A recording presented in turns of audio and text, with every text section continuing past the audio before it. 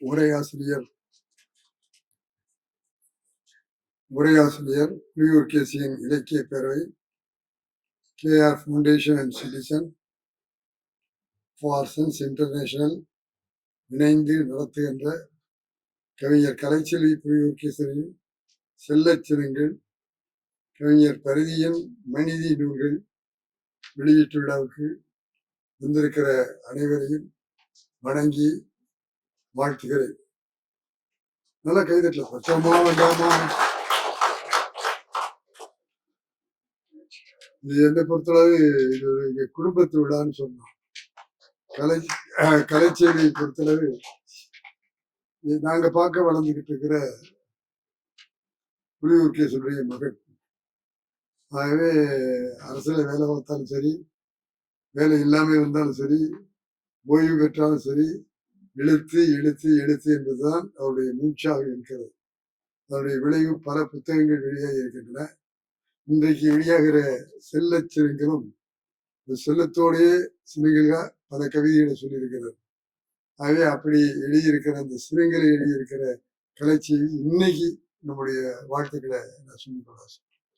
ஒரு விஷயம், புலியூர் கேசவன் ஐயாவுடைய பல உரைகளை பிடிச்சுதான் நாங்கள்லாம் இலக்கியங்களை கற்றுக்கிட்டோம். இலக்கியம் அப்படின்னா தொடர்றதுக்கே பயப்படுவோம். அதை எப்படி பிரித்து படிக்கணும் அப்படிங்கிறத எங்களுக்கு இந்த முறைப்படி புலவர்களாகவும் தமிழாசிரியர்களாகவும் நாங்கள் படிக்கல. ஆகவே அனுபவத்தில் படிச்சுக்கிட்டு இருக்கும்போது ஐயா கொடுத்த அந்த உரைகள் தான் எங்களுக்கு பலமாக இருந்தது என்பதை மகிழ்ச்சியோட இந்த நேரத்தில் உங்களிடத்தில் பகிர்ந்து கொள்ள நான் ஆசைப்படுகிறேன். ஆகவே புலியூர் கேசவனுக்கு ஒரு தனிப்பட்ட பாராட்டு விழா நடத்தணும். ஏன்னா வருங்காலத்திலே கூட அந்த உரைகள் நிச்சயமாக தமிழகத்தில் போய் சேரும். ஆகவே அப்படிப்பட்ட புலியூர் கேசவனுக்கு பிறந்திருக்கிற கலைச்செல்வி புலிக்கு பிறந்தது பூனையாக அல்ல, புலிக்கு பிறந்தது புலியாகவே இருக்கிறார் என்பதற்காக நான் அதை உளமாற பாராட்டுகிறேன். என்னை விட என்னுடைய தம்பி சுபவீர பாண்டியன் அவரோடு அதிகமாக இலக்கியத்தில் தொடர்பு வைத்துக் கொண்டு பல கவிதைகளுக்கு அவருக்கு அறிவுரை சொல்லியும் பல கவிதைகளை பாராட்டியும் இந்த புத்தகத்திலே கூட அணிந்துரை எழுதியிருக்கிறார். ஆகவே நாட்டில் நடக்கிற விஷயங்களை சொல்லி அந்த அந்த இலக்கியத்தை மக்களிடத்தில் கொண்டு போய் சேர்க்கிற எளிமையான முறையை அவர் கற்பித்திருக்கிறார். எப்படி புலியூர் கேசவன் சார் உரைநடைகளை இலக்கியங்களை கடினமாக இருக்கிற இலக்கியங்களை எல்லாம் எளிமைப்படுத்தி உரை கொடுத்து சாதாரண மக்களும் படிக்கிற அளவுக்கு செய்கிறார்களோ அதை போல இன்றைக்கு நம்முடைய கலைச்செல்வி அவர்கள் செய்து கொண்டிருக்கிறார். ஆகவே நான் சொல்லுவேன், கவிஞர் கண்ணதாசன் அவர்கள் தான் இலக்கியத்தில் இந்த கருத்துக்களை எல்லாம் சாதாரண மொழியில தமிழ்ல கொண்டு அதை திரைப்பட பாடல்களாக ஆக்கி அந்த திரைப்பட பாடல்கள் உலகமெங்கும் போய் பரவுவதற்கு அந்த இலக்கியத்தை கொண்டு சேர்த்த பெருமை திரைத்துறையிலே கவியரசர் கண்ணதாசன் அவர்களை போய் சேரும். அதே போல புலியூர் கேசவன் தன்னுடைய உரையின் மூலமாக நாட்டு மக்களிடத்தை போய் கொண்டு போய் சேர்த்தார். அதே போல அவருடைய வாரிசாக இன்றைக்கு கலைச்செல்வி அவர்கள் அதே கவிதைகளை எல்லாம் அழைத்து வர்றார். அவருக்கு 2 பேருமே, ஒரு பக்கத்துல தந்தை புலியூர் கேசவன், இன்னொரு பக்கத்துல தாத்தா மரமலை அடிகள். ஆகவே இன்னொருத்தர் எங்க மரமலை அடிகள் சொல்லிக்கிட்டே இருக்காங்க. அவங்க யாருன்னா எங்க கம்மன் கழகத்து சாரதா நம்பி ஆகணும், அவங்க வீட்டு மருமகள். ஆகவே எனக்கு 2 பக்கத்துலையும் சொந்தம், அந்த பக்கம் சொந்தம் இந்த பக்கம் சொந்தம். அப்படி இருக்கிற அவருடைய எழுத்துகள் பாராட்டுவதற்காக எவ்வளவு பேர் இங்க வந்திருக்காங்க மட்டும் இல்லை, இந்த விழாவை சிறப்பா நடத்த முடியும் அப்படிங்கிறதுக்கும் உதாரணமா இருக்காங்க. இங்க இவ்வளவு பெண்கள் வந்திருக்கீங்க. நேற்று முந்த நாள் தான் பெண்கள் தினம். அதே பெண்கள் தினம் எந்த அளவுக்கு முன்னேறிட்டு இருக்குங்கிறது இந்த பெண்களே நடத்துகிற இந்த பெண்கள்லாம் அதிகமாக வந்திருக்க இந்த நிகழ்ச்சியை பார்க்கும்போது நமக்கு பெருமையா இருக்கு. அது நம்முடைய தந்தை நல்ல நல்ல கை நான் முந்திதான் பயந்துகிட்டே தட்டணும், இப்ப பயப்பட வேண்டாம். எல்லாம் பின்னால எல்லாரும் எழுத்தாளர் பேராசிரியர். ஆகவே தைரியமா நீங்க செயல்படலாம்.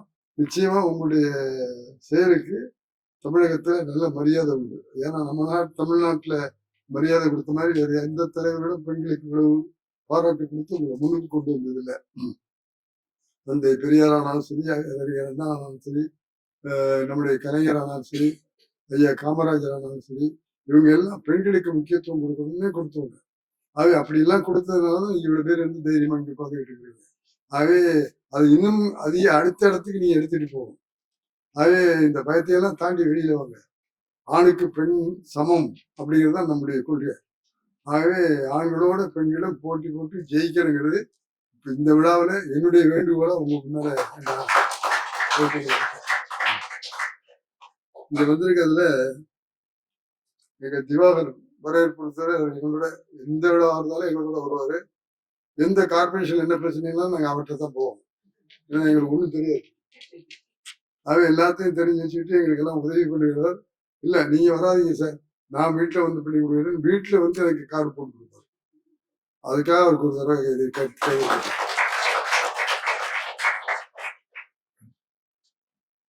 கந்தவேலன் அவர்கள் அவருடைய உறவினர்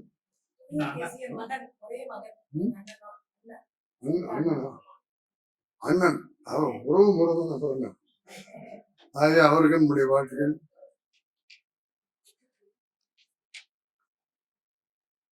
வரலட்சுமி மோகன், அவரை வரலட்சுமி மோகன் தனியா பார்த்தா உங்களுக்கு யாருன்னு சொல்ல முடியாது. அவங்களை அறிமுகப்படுத்துறதுக்கு எனக்கு தான் தகுதி. ஏன்னா அவருடைய கணவர் மோகன் திரைத்துறையிலே ஒரு தொகுப்பாளர், எடிட்டர். ஆகவே நாங்கெல்லாம் எடிட்டரா டைரக்டரா இருந்த காலத்துல எங்களோட ஒன்றாக பணி செய்தவர்கள அவருடைய கணவர் மோகன் அவர்கள் பிரசித்தி பெற்றார். அவர் எடிட்டரா மட்டும் இல்லாம பல படங்களை தயாரிச்சு தயாரிப்பிலையும் சிறந்த தயாரிப்பாளரானவர் மோகன் அவர்கள். படங்கள் தயாரிக்காதவர்கள் மட்டும் இல்ல, இன்னும் 2 பெரிய காரியம் பண்ணியிருக்கார். திரையுலகுக்கு சிறந்த இயக்குனராக ராஜா மோகன்கிற பையனை கொடுத்திருக்காரு. ஜெயம் ரவிங்கிற ஹீரோ கதாநாயகனை கொடுத்திருக்காரு. அதுதான் எங்க அம்மாவுக்கும் அதுல பங்கு உண்டு. அது அப்படிப்பட்ட அந்த குடும்பத்துல இருந்து வந்திருக்கிற அம்மா அவர்களுக்கும் அந்த குடும்பம் மோகன் சார், ஜெயம் ரவி, ராஜா அவர்களுக்கும் என்னுடைய மனமார்ந்த பாராட்டுக்களை ஒரு இயக்குனரா அவர்களுக்கு நான் தெரிவிச்சு ஆசைப்படுறேன். இந்த மாதிரி தொடர்ந்து வரணும். எல்லாம் வந்தாங்கன்னா மக்களுக்கு ஒரு விழிப்புணர்வு உண்டாகும். ஆகவே அவங்க மட்டுமில்லை, அவருடைய கணவரும் வரலாம், ஜெயரவியும் வரலாம், ராஜாவும் வரலாம். அவங்க எல்லாம் வந்தாங்கன்னா தமிழுக்கு வந்து ஒரு விழிப்புணர்வு உண்டாக்குவதற்கு அது ஒரு துணையா இருக்குங்கிறதுக்காக அம்மா மூலமாக அவங்க எல்லாருக்கும் நான் வேண்டுகோளை அனுப்பி வைக்கிறேன். கவிதா முருகேஷ் அவர்கள், அவங்க பேச்சை நான் பல இடங்கள்ல கேட்டிருக்கேன். அதே போல தமிழ் இயலன், எவ்வளவுதான் கஷ்டம் இருந்தாலும் எல்லா விழாவிலையும் வந்து கலந்துட்டு பெருமைப்படுத்துகிற தன்மை அவரிடத்துல இருக்கு. நல்ல ஒரு முறை கைதட்டாங்க.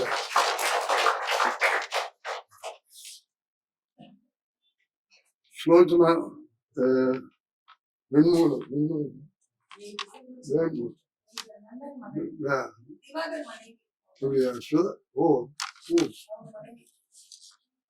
அவங்களுக்கு என்னுடைய வாழ்த்துக்கள்.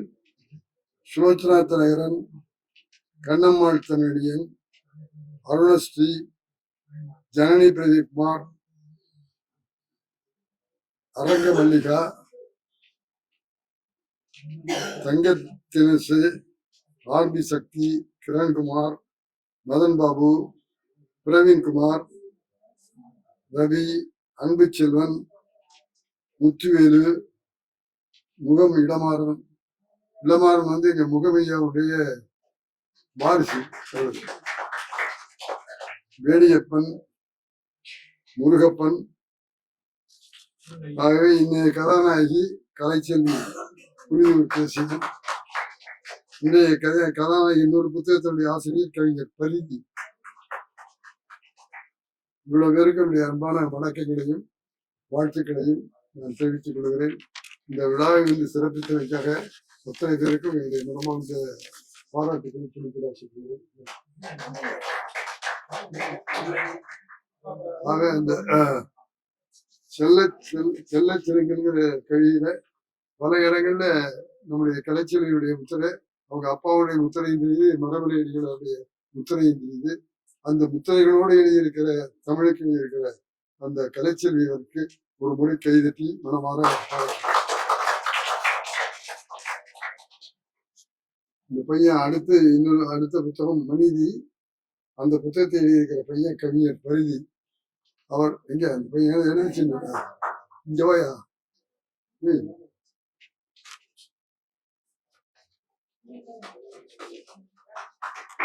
அவர் கவிஞரா மட்டும் இல்லாம திரைப்படங்களை இயக்குகிற இயக்குனராக உணர்ந்து கொண்டிருக்கிறார். ஒரு சில படங்கள் வெளியே வந்திருக்கு.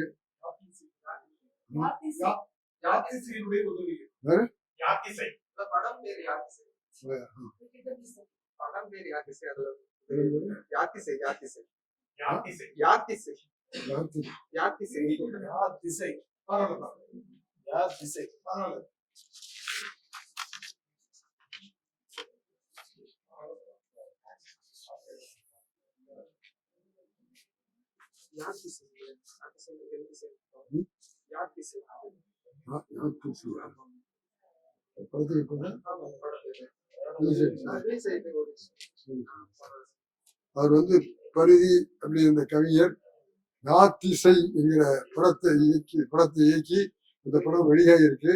அந்த படம் நல்லா ஓடிச்சுன்னு சொல்றாரு. அடுத்த படத்தை தயாரித்து அதை ரிலீஸ் பண்றதுக்கான முயற்சியில ஈடுபட்டு இருக்காரு. அவர் எழுதியிருக்கிற அந்த மணிதி என்கின்ற கவிதை தொகுப்புல பெண்களுக்குள்ள மரியாதையே ஃபுல்லா பெண்களுக்காகவே எழுதியிருக்காரு. இந்த பெண்கள் தினத்துல அது ரிலீஸ் ஆகிறது எனக்கு ரொம்ப சந்தோஷம். அதுல அவர் என்ன பண்ணியிருக்காருன்னா திருக்குறள் மாதிரி 2 வரி எழுதியிருக்காரு. அது பாராட்டுக்கு ஒரு விஷயம். ஆகவே 2 வரியை கதை சொல்ல முடியும் அப்படின்னு நிரூபிச்சு காட்டுற மாதிரி இந்த புத்தகம். அதுல அவரு குறிப்பிட்டிருக்கிற தலைப்புகளை மட்டும் சொல்றேன். பிறப்பு, மழலை, மங்கை, பூப்பெய்தல், கல்வி, காதல், திருமணம், தாய்மை, மனிதி, கிழவி, இவ்வளவு தலைப்பிலையும் இந்த கவிதைகள் இருக்கு. அந்தந்த பருவத்துல என்னென்ன நடக்குமோ அது மனசுல ஜீரணிச்சுக்கிட்டு அதுல கவிதையை சொல்லியிருக்காரு. அது ஒரு 2 வரியில. இப்ப இருக்கிற காலம் என்ன காலம்? நீண்ட நேரம் படம் பார்க்கறதுக்கு தயாரில்லை.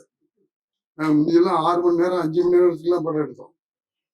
சின்னப்பா காலத்துல தியாகராஜ் பாதர் காலத்துல எல்லாம் 5 மணி நேரம் படம் பார்ப்பாங்க. அப்புறம் 5 மணி நேரத்துல இருந்து 3 மணி நேரம் ஆகி 2 மணி நேரம் ஆகி 2.25 மணி நேரம் வந்து இன்னைக்கு வந்து செல்ஃபில இருந்துச்சு. 5 நிமிஷத்தை என் பேரை படம் பார்க்க மாட்டேங்க. டக்கு டக்கு டக்கு டக்குன்னு மாத்திரம் என்ன புரிஞ்சுக்கிட்டான், என்ன புரியல, என்னன்னு தெரியல. எங்களுக்கு புரியல. 5 நிமிஷத்துல ஒரு விஷயத்தை புரிஞ்சுக்க முடியுமா? புரியுதுங்கிற அவன். ஆகவே அவன் எந்த அளவுக்கு ஃபாஸ்டா இருக்காங்கன்னு பார்க்கும்போது எங்களுக்கு பயமா இருக்கு. அந்த மாதிரியான ஒரு வேகமான ஒரு காலமா இருக்கிற காலத்துல இந்த பையன் 2 வரியில பாடல் எழுதி அதை புரியும்படியும் சொல்லி மனசுல பதிகிறபடியும் சொல்லியிருக்கிறாரு.